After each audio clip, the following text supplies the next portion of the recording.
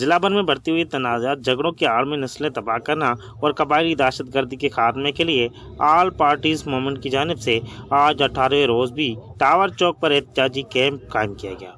Camp में शरीक शुरका ने वश न्यूज़ से बातचीत करते हुए कहा कि उनका सबका एक ही मुतालबा है कि हमें अपने शहर में अमन चाहिए। कबीलाई तनाज़ात का खात्मा चाहते हैं। कबीलाई तनाज़ात के हवाले से हमारा इलाका बर्बाद हो चुका है। ईद की रौनकें भी बहाल नहीं हैं और हमारे स्कूल वीरान हो चुके हैं। हमारी मैशत, हमारी तालीम, हमारा व्यापार सब कुछ कबायली झगड़ों की वजह तवज्जो हो चुका है। हम इंतज़ामिया और सिंध गवर्नमेंट से मुझसे पुरज़ोर मुतालबा करते हैं कि खुदारा हमारे बच्चों पर रहम करें और कबायली तनाज़ात ख़त्म करने में अपना किरदार अदा न कश्मीर ज़िला नस्ल तबाह थी वियो आहे, न तालीम आहे, न छा आहे, का शइ न आहे।